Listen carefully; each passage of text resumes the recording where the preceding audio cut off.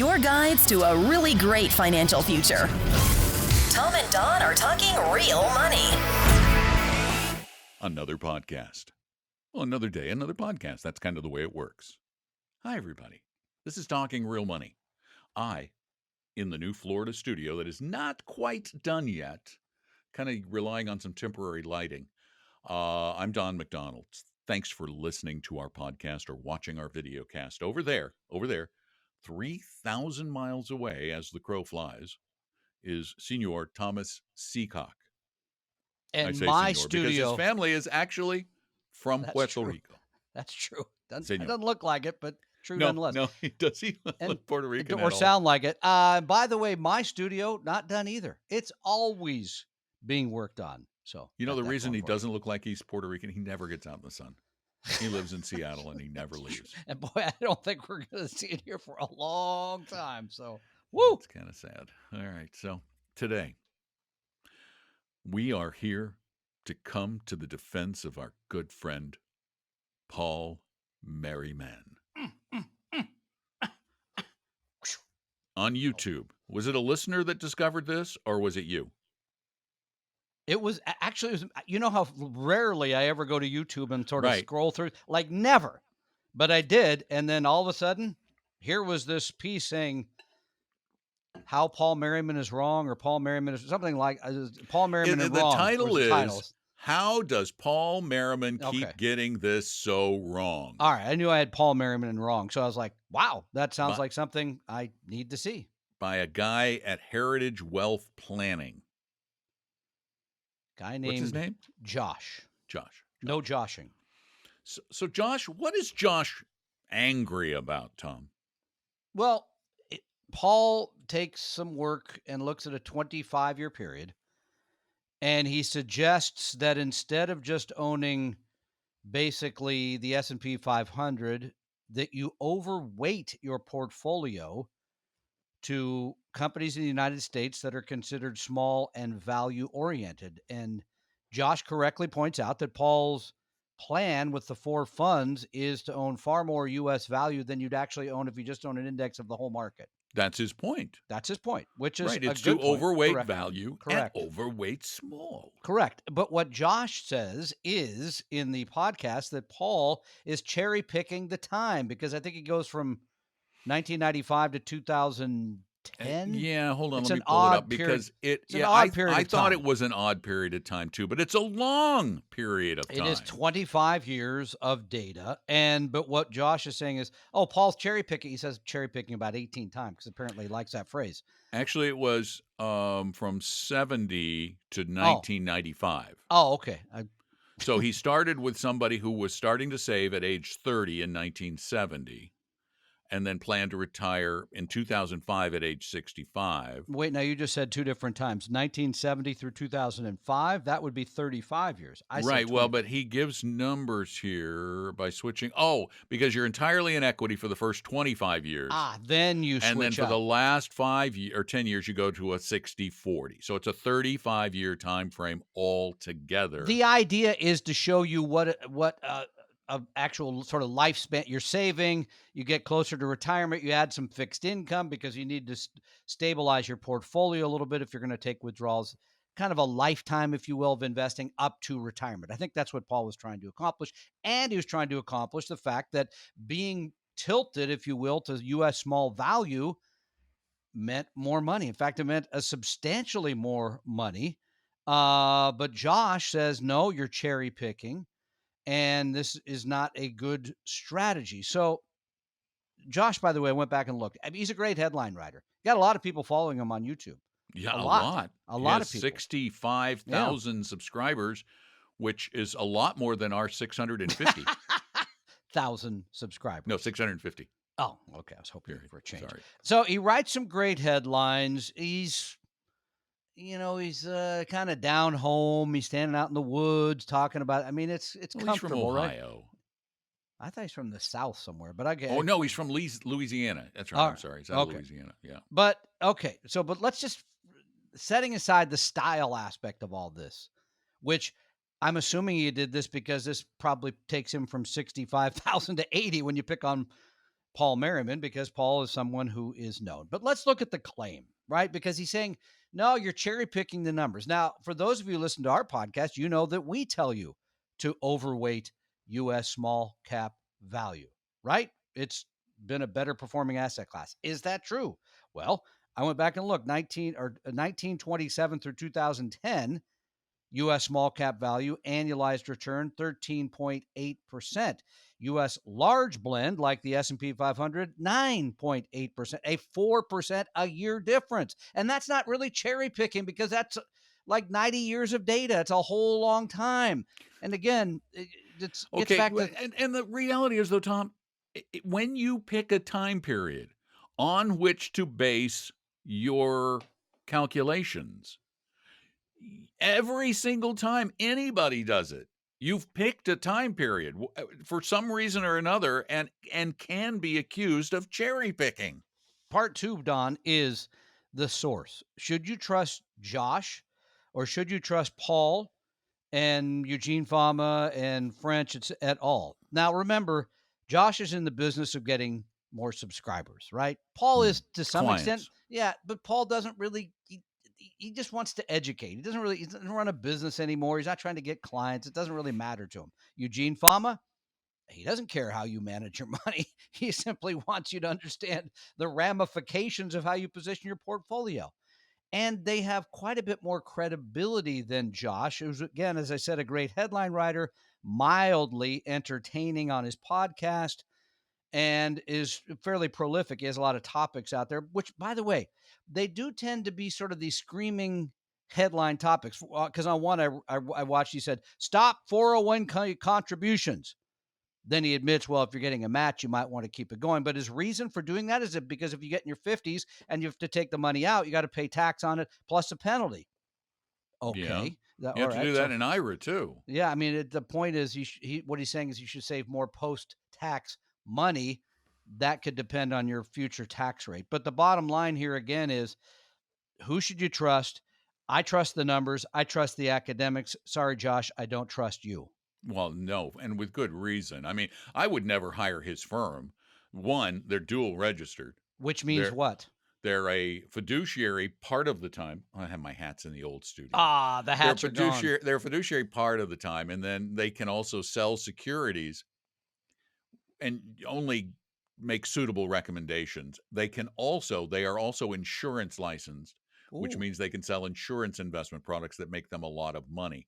My guess is they're just looking at the size of their assets under management and their fee structure. My guess is they're doing a lot of insurance selling to get big commissions, but I don't know that for a fact. But there is, real quickly, there's this ongoing conversation, of course, in YouTube. And this one guy, Vincent, says about Josh, the Heritage guy. He goes, this guy is as dumb as he is inarticulate. And then the Heritage Josh guy goes, if this guy is representative of Paul Merriman's followers, well, nothing more really needs to be said. And then they just go on and on and on. One guy says, this is typical Josh. He is inconsistent, flippant, sarcastic, bullheaded, and sometimes his recommendations are flat out wrong. Josh, you say you hate cherry picking, but you do it all the time, which is true. Everybody picks a time frame for their calculations. It can be construed as cherry picking. Yeah, and beyond defending Paul, I will say, I still truly believe that you should overweight your portfolio to smaller companies and to small value companies, that those have provided a greater return over time. And we used to do a chart where we looked at 20-year periods. I think most 20-year periods, U.S. or small value beats large blend. It's about 80% or so, which not every time, but most of the time. It's a pretty good number. Yeah. So I trust that. I do. All right, here we go. Another question sent in to talkingrealmoney.com. You can also call them in at 855-935-TALK. The subject on this one is FinTwit knowledge. I'm not sure. Oh, Twitter. Okay. Yes. Hey, guys. FinTwit. Got it. Yeah. Hey, guys. Yeah. A CFA on Twitter recently posted this, quote, if you retired in $2,000 with $1 million Wait, wanting you said $2,000 if you I mean, acquired in the year 2000. 2000. Okay, If you were 22 years ago. Yeah, So, I've that's been okay. building this studio. I know, I'm so you're building tired. away. Then I was out late with Josh, the CEO of Apella, Oh, last that night. might have something more to do with it. The hammer was put down, but we okay. did not do that. We did not hammer Okay. anything. All right. If you retired in 2000 with $1 million, wanting $50,000 a year adjusted for inflation, and invested in the Vanguard Total Stock Index Fund, you ran out of money in 2018. So you're taking out 5% a year. I don't know. I'd have to sit down and run the number. That's adjusted all stocks. for inflation. Oh, Yeah, and adjusted for inflation. So you're taking 5 plus inflation. Yeah, we've seen periods where when we've run the total stock portfolios, we've seen periods where people would have run out of money in I bet you wouldn't have if you had 40% in the bond fund. Exactly. Because that would have given you some stability in 08, 09 when you, instead of being all in stocks where you saw you go down by 45%. So again, having a balanced approach probably did you better for that 20 odd year period. Yeah, he said, then the guy went on to say that the DFA equity balance strategy, you would have had over 2.5 million net of withdrawals through 10/20/21. Don't trust your retirement to basic indexing. Now, that comment's misleading. Wouldn't you say? Don't trust your retirement to basic indexing? Because it makes it sound like you need to do something that's smart beta or, something, I hate that term, or, something more sophisticated. No, you need to have a balanced portfolio in retirement. You need to probably have some fixed income because that's going to provide stability. So if you're pulling the money out and the market goes down, you can see pretty clearly that that's going to be very harmful. So that's why the Dimensional Fund's balanced fund, a 60-40 approach, sustained itself through that difficult time. So it's not a matter of basic indexing. To me, it's a matter of balanced indexing.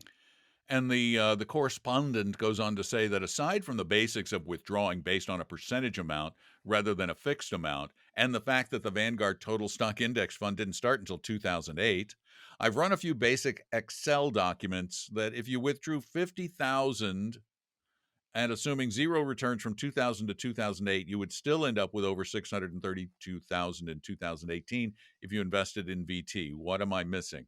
Or is this guy completely full of it? I don't know what you're missing because I haven't run the numbers. But in a way, this guy is kind of full of it because what he's doing... You're talking the CFA now, not the guy who wrote it. Yeah, okay. The CFA. Because what he's doing is, again, comparing apples and pears.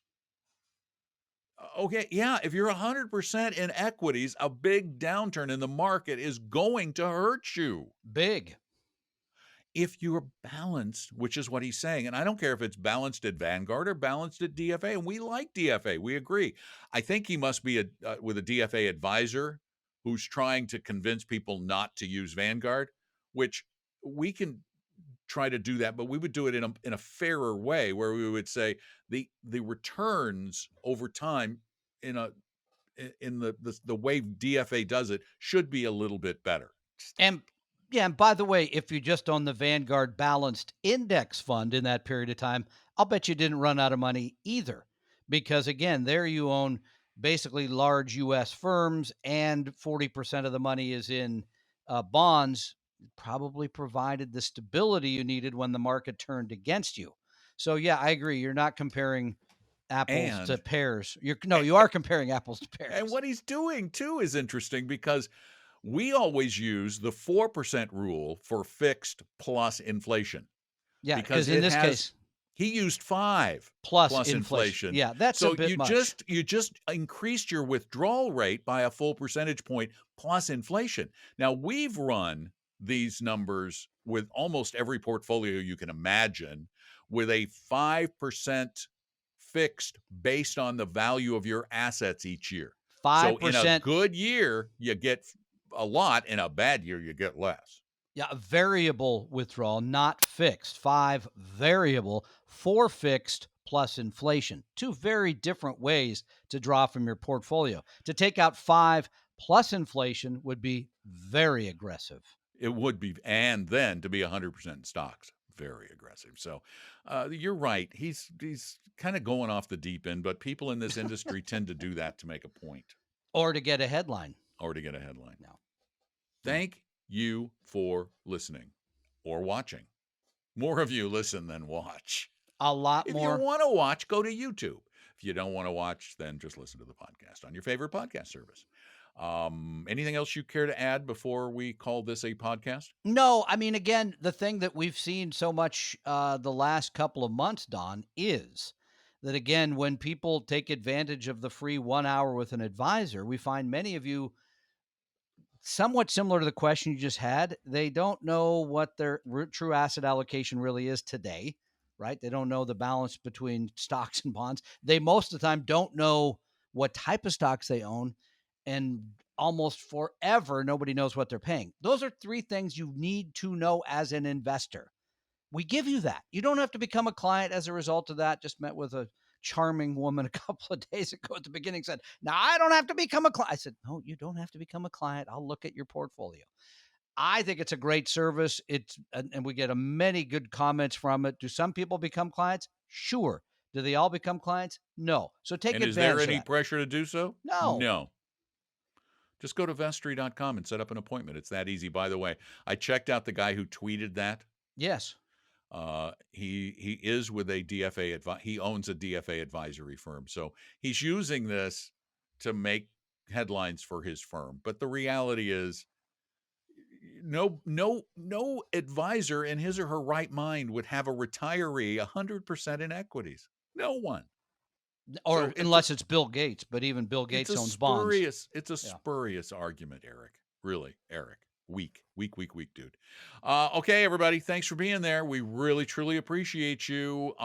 Send in your questions to talkingrealmoney.com. You can either type them, or you can speak them, or you can call us with your questions at 855-935-TALK. Have a great, great day. We are so glad you're there. Spread the word. Take care of yourselves. I'm Don. That's Tom. Hanging out, talking real money. We hope you realize that the information provided on Talking Real Money is for educational and hopefully enjoyable purposes only. Providing personalized financial planning or investing advice takes time, so please consult with a really good fee-only fiduciary investment, tax, or legal advisor. We know a good one. Investing must always involve risk. In other words, you can and probably will lose money at times. Also, as much as you want it, no one can accurately and consistently predict the future. So past performance doesn't tell you a darn thing about what the future will bring. Unlike many other programs that say something similar, Talking Real Money is not trying to get you to buy or sell any financial products or securities. Instead, the program is provided as a public service by Vestry, a fee-only registered investment advisor. Thanks for listening, and please visit talkingrealmoney.com for more information and disclosures. That should keep the lawyers happy.